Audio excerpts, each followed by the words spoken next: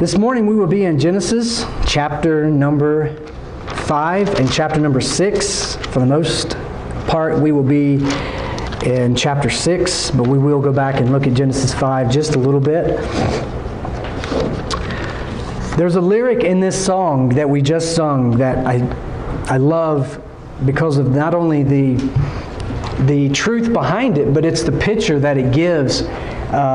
And the truth that we're going to start looking at in the next couple weeks. It says this, and we sing it, and we actually sung it twice through. It says, "My soul is purchased," speaking of Christ, "by His blood." And it says, "My life is hid with Christ on high." And that truth in that song comes from Colossians chapter 3, where Paul gives that theology of how when we come to Christ by faith, our life is actually hid in Christ. It's this idea of being in Him and Him around us, and it's that idea of safety. And it's really the thought process. It's a great illustration, but of what we're going to be looking at the next couple weeks, and that is Noah and the ark. And the idea that, we'll look at it in more detail, but the preaching of Noah was, if you want to be saved from the wrath of God, get inside the ark. God told Noah to do that. And it's the same idea as that. It's such a beautiful truth as God tells us, you want to be saved from the wrath that's going to come, get inside Christ. And the word picture there just eliminates all types of works. It eliminates all types of goodness you can do because you're still outside. You've got to be inside of Christ. And one of the things that I was thinking about on this story that I can't help and to look at either is the rainbow. How many of you, I remember this was probably about 4 months ago. We went outside our house and we looked up, and the mountain was one of those days where Utah is just striking when we don't have the smog and the clouds. There's so many things that can block the visual of the mountains. But when the storm comes in, especially when we have the inversion and it pushes everything out and it's clear, the clouds go away, you can see every single mountain with clarity. All the way up the valley. And it was one of those days, and everything was just breathtaking. And then to add to it, we go outside and we turn around, and there's this huge, just beautiful rainbow just absolutely just sitting there and over the mountain. And then above it was just a faint, it wasn't as strong, but it was another rainbow. It was a double rainbow. And it was just, I remember seeing on Facebook, and everybody started taking pictures and posting. I was like, get our camera, we got to post too, let's get this out. Can't let other people beat us, we got to get it on social media. But it was beautiful, right? And I was reading through, and it's crazy because you have to think, it's just like a fish in water. A fish doesn't know he's in water, right? And because he's always been there until he's taken out, and he's like, what took place here? He just doesn't know anything else. If you grew up in church, if you grew up in a family that taught the Bible and things like that, and even similar to Bible things, anyway, you're influenced in any way, you probably heard that the rainbow is a symbol of God's promise or covenant that He wasn't going to destroy the world with rain or water anymore. That's what I heard. But a lot of us, including me, I'm not including everybody because, again, I'm a fish in water a lot of times. A lot of people may not have grew up in that type of thing. And so I was just doing a search on the internet. And I was like, what's the rainbow mean? That's the way, if you want to get great understanding, just put it in Google and what does it mean? The first thing that comes up is this story written back in 1975 of this old type of Indian folk tale that gave this tale of all the colors were just upset with each other one day. And they were all arguing with each other about which one was more important. Purple was saying this, and blue was like, no, I'm royalty. And green was like, no, this. And then each one of them were arguing back and forth. And then all of a sudden the rain came out, the water came out and said, you guys stop that. You can get along. I want you to go up in the sky, and every time I finish raining on the earth and I wash stuff away, I want you to show yourself as being cooperative. And so the folktale was, every time you see a rainbow, you need to think about unity. You need to think about the fact that we can work together and everybody has a part in it. And in and of that self, that's awesome. awesome. I mean, we need to be thinking about that in ways, but is that really? My thought had to go toward that and say, is that what people really are thinking? Is there people like that would take that folktale and eliminate the science and all of that? That's why it's there. Then I thought to myself, how many of us in the world think of this as what we're going to look at in the next couple of weeks as a folktale like that?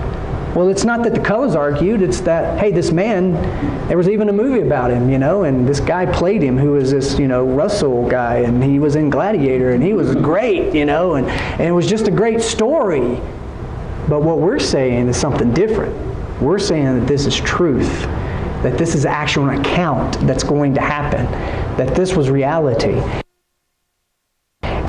Morning and we start reading the scripture, I want you to think about the fact that what we're going through, it may in and of itself be something that you and I believe and should believe. But I guess what I'm trying to say is how does that going to move into us trying to get this world to believe this? Because next week we're going to start showing some great parallels to this first judgment. This is definitely what we're going to be looking at, to the second judgment that has not happened. And we'll get more into that next week. But with that being said, let's read this morning Genesis chapter 6. And let's start reading in verse number 1. And we're just going to read down to verse number 8. And we'll reference a couple of other verses this morning. When man began to multiply on the face of the land, and daughters were born to them, the sons of God saw that the daughters of man were attractive. They took as their wives any they chose. And then the Lord said, My spirit shall not abide in man forever, for he is flesh. His days shall be 120 years. The Nephilim were on the earth in those days, and also afterwards when the sons of God came into the daughters of man, and they bore children to them. These were the mighty men who were of old, the men of renown. The Lord saw that the wickedness of man was great in the earth, and that every intention of the thoughts of his heart was only evil continually. And the Lord was sorry that he had made man on the earth, and it grieved him to his heart. So the Lord said, I will blot out man, whom I have created from the face of the land, man and animals and creeping things and birds of the heavens, for I am sorry that I have made them. But Noah found favor in the eyes of the Lord. Some translations have grace there. We'll look at that word in just a minute. But Noah found grace, or found favor, in the eyes of the Lord. And that's really the statement that we want to concentrate on this morning, and we'll be looking at, is the fact that Noah found grace in the eyes of God. We, for the last couple of weeks, just for a quick review, have looked at the fall of mankind. And we said that the big thing, although there were other curses, to man, to woman, to the serpent, the big thing that took place, the big curse, was the presence of God was no longer with man. And wherever the presence of God is not, there a curse will be. And so we have post-Edom, we looked at the fall of man, and then last week we looked at the fall of the family and how sin had spread and how the ramifications of sin crossed over or spilled over into this family brawl, which ended up with the life of Abel being taken, and how Cain put a mark, or God put a mark on Cain, and how he was cursed from the ground and he was sent out. But at the same time, we saw mercy in the fact that God gave him and said, if anybody, I'm going to put a mark on you so that nobody will actually do anything vengeance-wise to you, because you're an outcast, because people are going to look at it that way. It was the first murder. But the idea is mankind sins. Now we have the family. And then what we're going to find today is that the sinfulness just continues on, and it's going to actually just permeate into society and even into what we will consider in just a second, what I'm going to argue for, what I believe in this passage, is society, government, and sin being institutionalized. And so we want to see that in our first point this morning, and that's this corrupt world that the Bible tells us here in chapter number 6. But before we do that, there's a point that we want to look at in chapter 5, and that's this. Remember the 2 blessings that God had said, I want Adam and Eve, I want you to do. Here are the blessings that you're going to have before you fail. One was food, or here's every tree you can ever want to think about. You can eat it. Every plant's for you to eat. The other one was, I want you to multiply. The fact, these are the things that God gave them to do. He said, I want you to multiply, and here's a garden, I want you to tend it, and then you can eat of all of that. Well, we find that even though the fall took place, that multiplication is still happening. And chapter 5 tells us about that. And I want to look just at a couple of verses. So in chapter 5, verse 1, it says, this is the book of the generations of Adam. When God created man, He made him in the likeness of God. Male and female, He created them, and He blessed them and named them man when they were created. When Adam had lived, and here, we're not going to go through all of these, but again, I want you to think about these numbers. When Adam lived 130 years, he fathered a son in his own likeness after his image and named him Seth. The days of Adam after he fathered Seth were 800 years, and he had other sons and daughters. Thus all the days that Adam lived were 930 years, and he died. And that all chapter 5 is a genealogy from Adam to Noah, which has a couple of different purposes. One, it's linking Adam to Noah and going back again to Genesis 3:15 to this promise that God told Satan that through the woman's seed you will be given a death blow. Yes, there's going to be a battle, but you will be given the death blow through the seed, who we know is Jesus Christ, which is why you can go to Matthew chapter 1 and also to the Gospel according to Luke, and they trace the lineage back to either Abraham in Matthew or all the way back to Adam in the book of Luke. And so we see that that's what's going on here, and the author's trying to say, hey, let me tell you what's going on. Adam had a child, Seth. Seth had a child, and you could just go on and go on and go on. You can make a little ditty out of that if you wanted to. But we actually have 10 generations that are represented here between Adam and Noah. And I started thinking about that. 10 generations. And the Bible specifically says about Adam and then everybody after that when he was 130, we already knew he had already fathered 2 children. And when he was 130, he fathered Seth, and then it says the days of Adam after he fathered Seth were 800 years, and he had other sons and daughters. Whatever's going on, first of all, we don't know anything about that because it is pre-flood, and I am a believer that the flood changed everything, absolutely everything. But pre-flood, we've got this talk going on. Not only is Adam living for 800 years, man, he's able to produce children until he's 800. It's like, what in the world is going on? And I started thinking through this about how fast the earth would have multiplied, because there's a time gap here between the lineage or the genealogy of chapter 5 and when we get to chapter 6, and God looks down and says, wow, there's a lot of people here. By the way, everybody is wicked.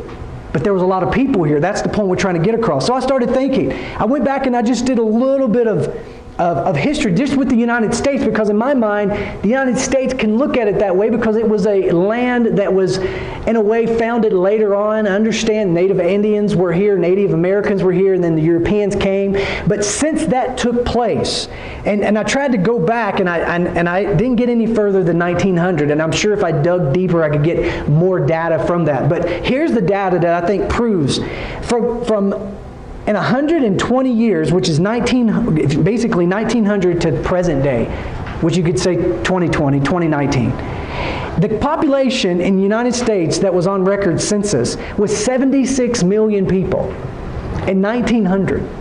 And in 120 years today, the population is 329 million. That is an increase of 253 million people just in 120 years. Adam's just getting going, man. I mean, in 120 years. The Bible says that he was 130 by the time he had Seth. And then 800 more years. And it's not just him, it's people after him. And so we have this whole genealogy of Seth and Kenan. I mean, going all the way through Jared and Enoch and Methuselah, who was the oldest guy that ever lived. That's a great trivial question. If you ever wanted to put one, if you ever do a class, who was the oldest person in the Bible? It was Methuselah, 969 years. Unbelievable. He almost lived a millennium. It's crazy. And then it gets to, at the end, Lamech and then Noah. But the whole truth of what I'm trying to get at here is this.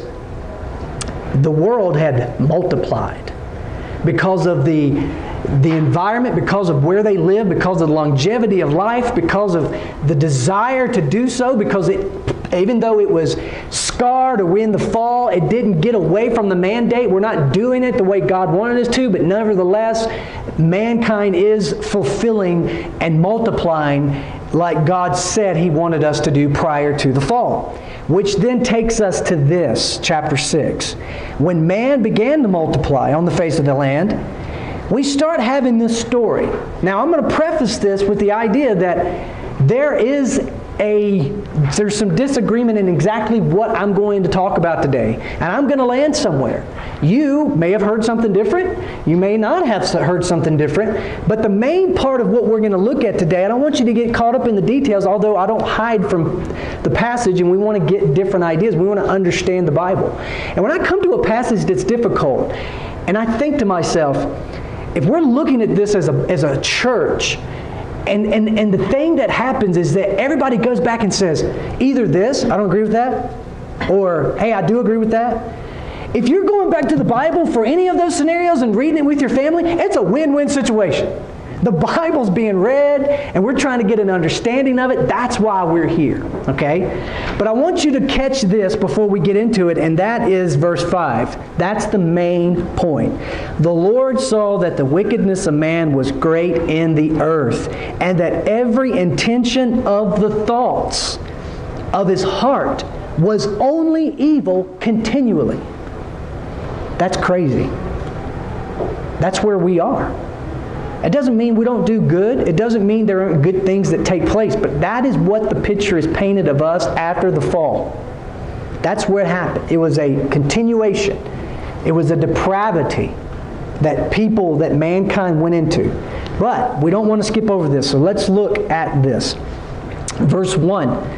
When man began to multiply on the face of the land, and daughters were born to them, the sons of God, so we have this, sons of God, saw that the daughters of man, so you have the daughters of man, were attractive. And they took as their wives any they chose. And then the Lord said, My spirit shall not abide in man forever, for he is flesh. His days shall be 120 years. We'll get to that, even though I will admit, I'm not exactly sure what he means by that. Because they were living a whole lot longer than that at this time.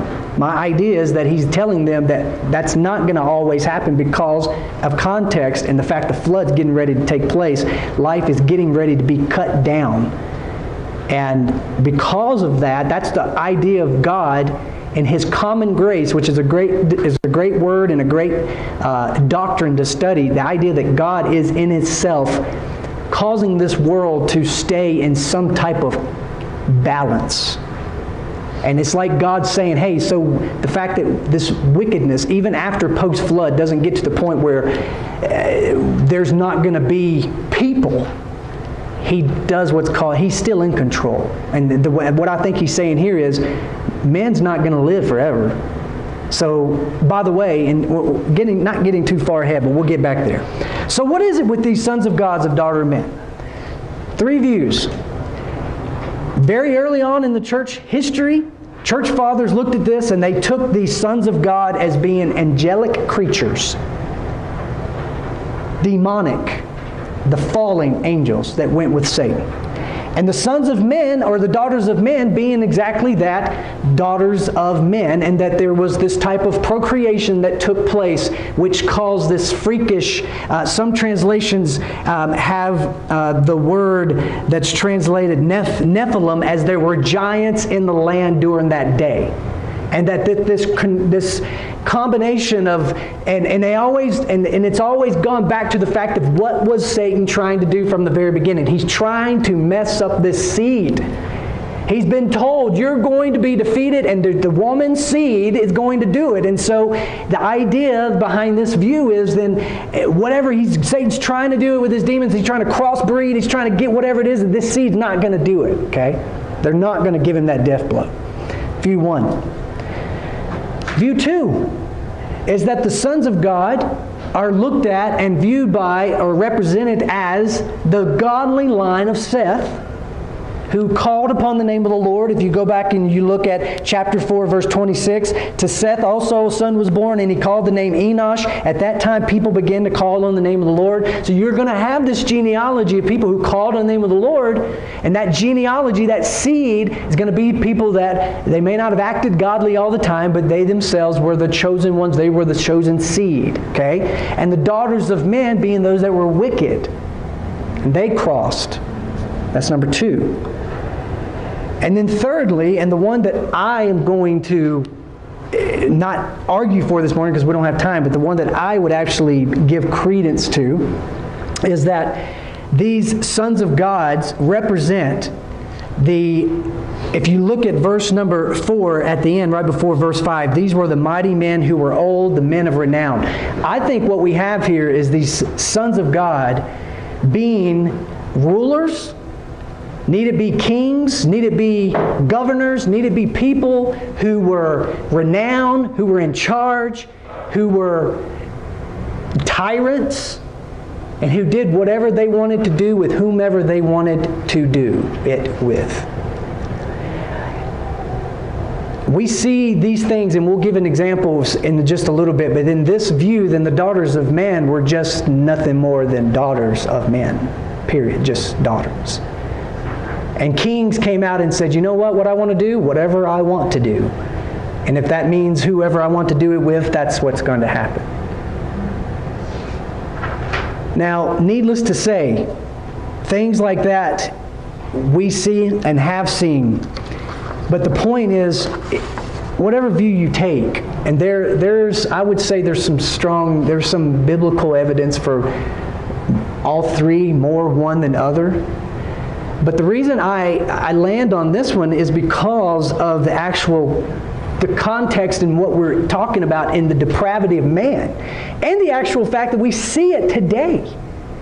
Like we're living thousands of years beyond this passage being written, and we could say that. I said that in my mouth. I came out with that. And in your brain and in my brain, we could think of contemporary examples of how that's going on in the world and has gone on in the past. The government can be a tyrannical, ruthless, killing machine. And I think what is happening here, we have seen the fall of man, we have seen the fall of the family, and sin has permeated it, and now we see sin is infiltrated because man is government, and we see sin starting to be institutionalized and governments being corrupt to the point where God looks down and He says, my spirit will not abide with man forever. And every single thought and intention of the heart of mankind is evil continually. There must have been a bunch of bad things going on. Well, what could be some examples of that? Well, prior to Scotland's independence, when they were still part of England and King Edward, their government, they had a principle that everybody would live by. It was a law that if you were going to marry your bride, the rule was that the English government, the officials, had first take before you ever went on your honeymoon. You stood up to that and you died. It's one example. We could give other examples, even more contemporary ones. We know of Saddam Hussein. We know about the Middle East. We know about World War II. And one of the things I was reading about was that Saddam Hussein, a lot of times, read after Joseph Stalin of Russia. And he actually used some of his quotes in the fact that, and here's some that he would use, enemies of the state are eliminated, and their spouses, adult children, and even cousins are often tortured and killed along with them. Saddam Hussein said, that's the type of government I'm going to run, and he would pattern it after Stalin. And I looked up Stalin. I've read some books on him that some guys actually estimate conservatively that he killed over 20 million people. And most of those people were his own people in his country. We know of the king of Libya, Gaddafi, who was a tyrant. We know of people in Iran and Iraq. We understand Hitler's of the world, who wanted to look at Jews as property and look at them as not even human, and he gassed millions of them. And so I'm telling you, it doesn't take a lot of imagination to put into this passage and understand that we still live in a broken, sinful world where mankind, government tyrants want to murder and not respect human life. And so there's one more quote that he gives that I wanted to read, but he says that he identified one of his favorites as this: if there is a person, this is Saddam Hussein quoting Stalin, then there is a problem. If there's a person, there is a problem. If there is no person, then there is no problem. Think about that. I mean, I'm sure I think that sometimes. I mean, I've heard people say, you know, if you're in I think about Kim, I think about my wife, I think people who are in education, people that homeschool or people that teach, how many times has there possibly been a problem in the class, and you, at least in your thought process, you're like, man, that problem would not be there if that guy was not there. He just needs to go away. But we don't follow that up with a machine gun. The problem is, it's the thought process. It's the heart process. It's the fact that people get in power and people think about these things, and we have evidence that it's going to take place. And this whole idea that one day we're going to live in some utopia, and these worlds and these governments are going to get along. Well, all I got to say about that is if it happens, then that's not going to be a good thing. And my eyes are going to be looking straight up for Christ to come back.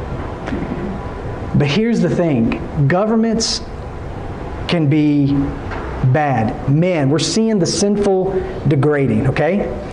And so that leads us to this point of where we're at. That in itself talks about our government and talks about, I mean, how many ways can we apply this to even to the United States? Because a lot of that we don't see, but how corruption doesn't have to come out with people being killed and fearful. It could go out in corruption and deceitfulness in a government that sometimes we see in our government. It could come out with a man who would come out and say, well, yes, I was unfaithful to my wife, but that has nothing to do with me as being the President of the United States. It doesn't affect me whatsoever. As we know, took place with one of our presidents, Bill Clinton. It has been said that it is going on right now with our current president. I'm not saying it is or if it's not. I'm saying he has been accused of unfaithfulness. We have corruption in our government with Watergate and Richard Nixon. We have corruption in all the types of fact that we have presidents that are assassinated because somebody didn't like the way they were politically driving this country. So even in our own country, even though we taste freedom that we take for granted, that we can wake up and breathe and make decisions and work where we want to or move where we want to, still we have complaints of government needs to get out of my pocket. We have complaints that sometimes things are going on and we can't do anything about it. Laws are being made, laws are being debated. Here's a quote by Ravi Zacharias. I have this on your sheet. One can no more reconcile immorality in private with a call to public integrity than one can reconcile being a racist in private and being unprejudiced in public. If I would walk out and say, I am for equality of races. I'm not white supremacy, everybody. But in the back, in my home, I'm telling people, I'm making decisions based off of people's color. That's hypocrisy. And what he's saying here is there's no difference in that in somebody trying to say, hey, in my public life, I've got integrity and how I'm going to rule you and how I'm going to make decisions. But in my private life, I don't care anything about my wife. I'll go run around on her because I have needs. That's not going to affect my public leadership. Ravi Zacharias said, you cannot separate those two. That would be like me saying, oh, I'm about every nationality in public, but in private, I'm like, get those people of color away from me. It's hypocrisy. You can't. That's why there's rules. That's why there needs to be integrity. That's why there's qualifications for a pastor. That would be me, hypocritical, to say things and do things in my private life and then try to stand up and expect or lead a congregation by example into righteousness. But in the back, I've been clicking, or I've been, even I'm thinking about the owner of the New England Patriots right now. I mean, it's just front line page.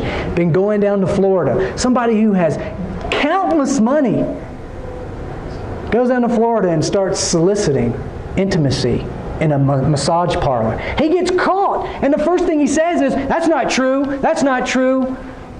Well, he came out the other day and he said, oh yeah, it's true. I'm so sorry. I'm going to try from this point out for you as my fans and my family and everybody associated with New England Patriots not to grade me by my words, but grade me by my actions. Well, let's do that. Please, Mr. Kraft, you're judged and you're guilty for your actions because you like running around with Oriental women in massage parlors. You think that's what you should be doing.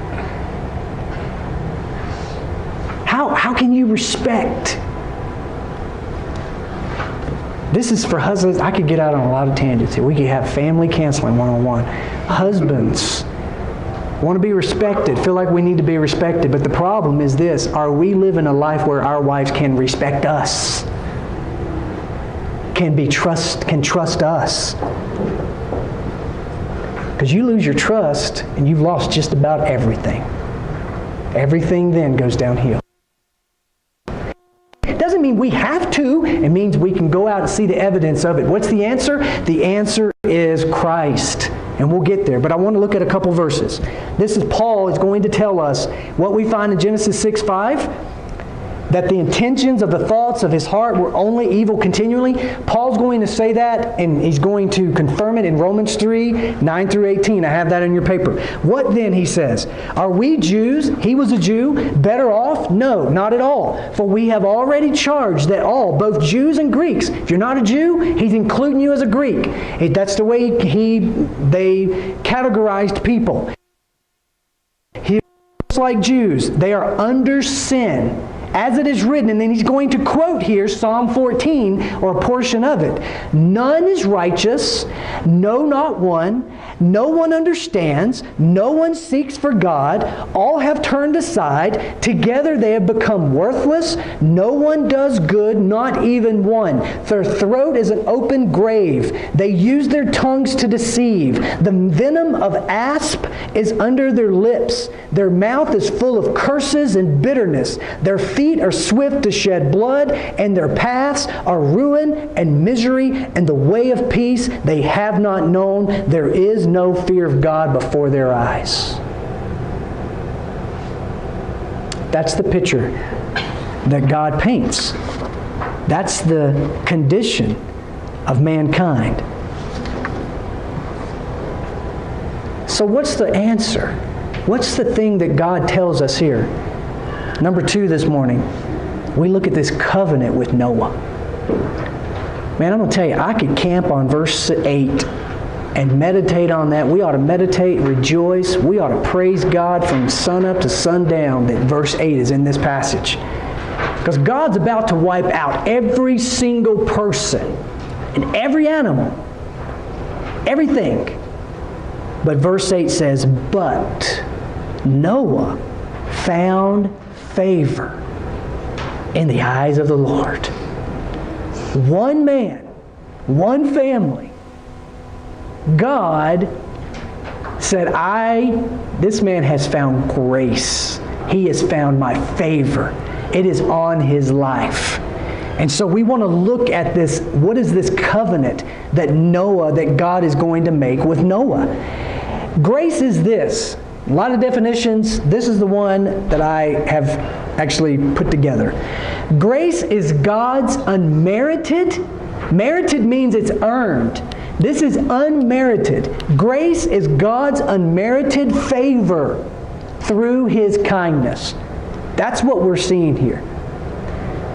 God looks and He says, yeah, everybody deserves it. And don't get me wrong, Noah deserved it too. I don't want to take away too much from either side. Noah was looked as a righteous man and he was blameless, verse 9. And I don't want to take away the fact that he was living a better life than was this corrupted world. But by no means are we going to elevate Noah to be saved by his own righteousness, because we got to tear out a bunch of the Bible to do that. No. God is saving Noah by His grace through His kindness. He is shining His favor. And we go all the way back to Eden, where we said, what did they lose in the Garden of Eden? It was the presence or the favor of God. God is showing His favor by His grace, unmerited, on Noah. And it's amazing. What is a covenant? Look at verse number 11. Verse number 18. God says this to Noah, I will establish my covenant with you, and you shall come into the ark, you and your sons and your wife and your sons' wives with you. So what is it, this covenant? A covenant can be described as a contract, but it's more than a contract. But it helps us understand a covenant. It's better agreement, can give us an understanding of it. But here's the word I like. A covenant, especially in the fact that a lot of times God's covenants come to us unilaterally. They're not an agreement as if, hey, if you mow my lawn, I'll pay you $20. You don't mow my lawn, I'm not paying you $20. That's a kind of a contractual agreement. God's agreements are unilateral, saying, you haven't done a solid thing, and there's nothing you can do to earn what I'm going to say right now, Noah, which is my covenant with you. So the word I like to use, here's God's promise. Noah, I'm going to make a promise to you. You and your family are going to get on that boat, and you're going to see a lot of death, but you're not going to be part of it if you get in the boat. If you do the things I'm asking you to do, I have shined my favor upon you. You have found favor in my sight. And I'm making this promise to you. And that's exactly what we find in Hebrews 11, 6 through 7. I have that on your paper. This is this faith chapter, the hall of faith, and Noah's in it. This is what it says. And without faith, it is impossible to please Him, speaking of God. For whoever would draw near to God must believe that He exists. How can you draw near to someone you don't even believe exists? So you have to start off by believing God exists, but you can't stop there. He rewards those who seek Him. It's funny that Paul just told us before in Romans 3, there's nobody seeking Him. So what happens? Something's got to happen in our life where we go from not seeking Him and not understanding and not caring anything about Him, but by faith, something transforms our heart. And we start looking to God and saying, I know you exist, and man, I love to please you. And that thing that happens is called God's grace. Something that we cannot do, we can't work up. It's something that God does in our hearts. John describes it, or Jesus describes it in John 3 as, you must be born again. You must be out of this state and be into this state. Something's got to happen to you. Something happened to me. Because I wasn't doing that. I was the Romans 3 guy till at age 21, where I was like, I'm not seeking God. Don't even really know if He exists. If He does, don't really care about Him. What can we get into today? Let's do this. To now, not perfectly, but by His grace, I believe He exists. And I believe in His Son. And I believe in what His Son has done. So he goes on to say here, and he uses Noah as an example. By faith, Noah, being warned by God concerning events that are yet unseen, By the way, we're going to get to it next week. Hasn't dropped a rain. Hasn't ever happened. No rain yet. But God told Noah, it's going to rain. Hebrews tells us that he was warned by God concerning things that were unseen, and by faith he believed it. In reverent fear, he constructed an ark for the saving of his household. By this he condemned the world, and he became an heir of the righteousness that comes by faith. How is a man saved? He is saved by faith alone, by grace alone, through faith alone. Grace alone, faith alone. That's how Noah was saved, believing God. But he believed God because he had found grace in God's sight. Which leads us to number 3 this morning, saved by grace. We're going to look more next week at this detail of the Noah and the flood and the ramifications of how that is. But I want us to just see the parallel here. Noah was saved by faith. Hebrews tells us that. Well, how are we saved? Well, I have some verses that we're going to end on today. As Noah was saved by faith through grace and God's promise to him, so we are also saved by faith through grace and God's promise. I love the fact you can interchange these words. Covenant, you can also use the word testament. So we have an Old Testament, we have a New Testament. We have an old covenant, we have a new covenant. We have an old promise, we have a new promise. And there's differences in that, but there's really one main theme that goes throughout both of them, and that is God's covenant with mankind that we find in Genesis 15, that we have to trust and believe in that promise. And that's how we are saved. So these verses, Romans 3, 23 through 24. For all have sinned and fall short of the glory of God, and are justified, made right, by His grace as a what? As a gift. It's gifted to us. It's given to us. Eternal life, salvation is given to us on the merits of what? Through the redemption that is in Jesus Christ, through His death, burial, and resurrection. What He accomplished on the cross, God's handing you and me a gift saying, here, believe it. Here, trust in it. Here's the promise. What's the promise? That whosoever calls on the name of the Lord will be saved. That whoever believes in the Son of God shall not perish but have everlasting life. The promise is there for you and me to believe and claim, and for the world to believe and claim by faith. Romans 4, 13 through 16. This is Abraham, but we can apply it to Noah because we understand the promise is the same going back to Genesis. For the promise to Abraham and his offspring that he would be heir of the world did not come through the law, but through the righteousness of faith. For if it is the adherents of the law who are to be heirs, in other words, if it comes down to the do's and don'ts, and who's going to do more do's than do don'ts, he says faith is null and the promise is void. And I want to speak into the camera here, because I'm not preaching to the choir to some point. But you cannot have it both ways.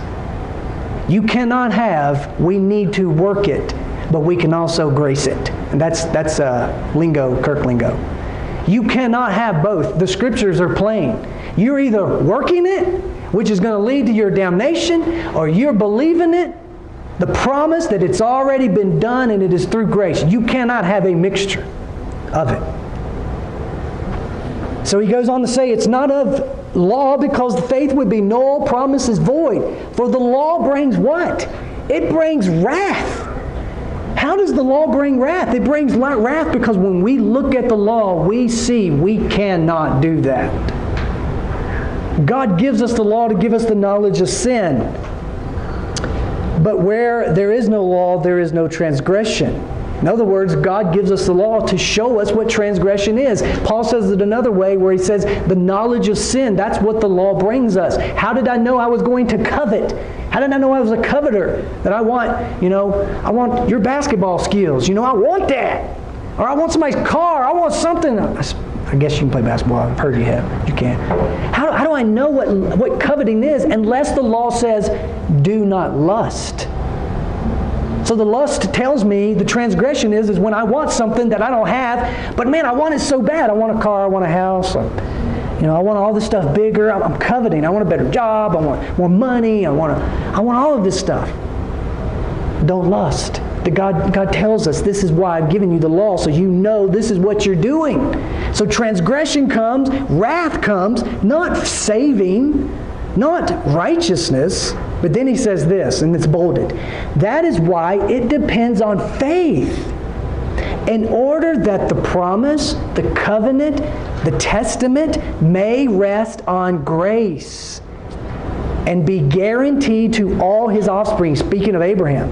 Not only to the adherent of the law, but also to the one who shares the faith of Abraham, who is the father of all. So the bolding again, faith, salvation comes through faith and the promise. We rest in the promise. Noah, go to the boat and get in it. And I promise you, you're not in danger and you don't have to worry about it.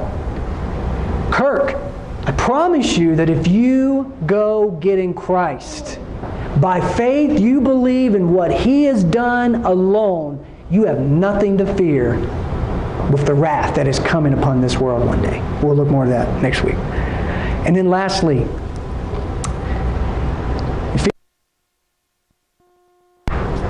Ephesians 2:8-9, for by grace you have been saved through faith.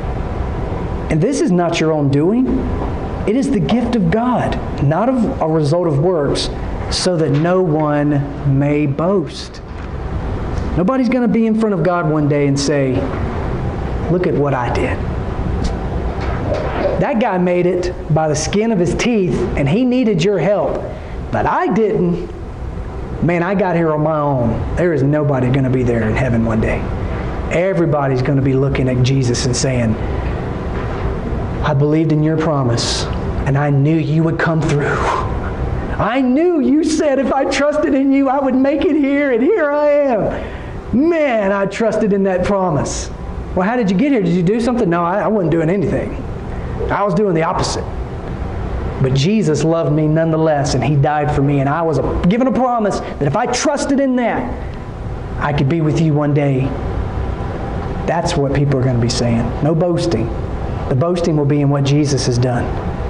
So this morning, you say, how do we apply these things? First of all, let's come to Christ. Again, we are a church plant. We have people that have been coming here. We have my family. You need to know that you are in Christ. Trust Christ. Don't trust your works. Don't trust religion. Don't trust this church. Don't trust me as a pastor. You don't trust anything but Christ. He is the denominator. He is the one. Trust Him. But I think also some of the things I was thinking on is this.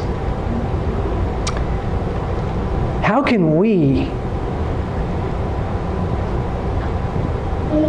by God's common grace, because it's the gospel preaching, we need to be out giving. But how can we, and I'm speaking to myself as I was thinking on this passage this week, do more to keep from what we saw very first come here? The tyrannical type of government. What are things that we can do? I've heard people say that people are silent when they see people being picked off until they become the person being picked off. I think about the attempts on Hitler's life. People that were inside of Germany who knew what he was doing and knew what he wanted to do, who attempted to kill him. Whatever, if it's right or wrong, it's a discussion that has to be made. Kill one guy to save millions of others. I mean, is that the Christian thing? Were they even Christians? I don't even really think they were, but the idea was they were still being used to say this is a tyrannical government, this guy's a lunatic, and he's with the Jews right now. Who says he's not going to go to us next? And they tried it. What is it in our life that we look at as a cause worth standing up for? Is it abortion? Is abortion where we need to draw the line in the sand and say, I know what's going on in our Senate. I know what's going on in Congress. I know what they're trying to pass. What can I do other than just complain at a news website and to my wife? What else can I do? I think we should be doing things. And I think overall, the other thing we need to be doing is we need to be getting people to understand what we just talked about today. Christ is the answer. Christ, the gospel, the confronting of sin, and understanding God's grace. Let's pray together.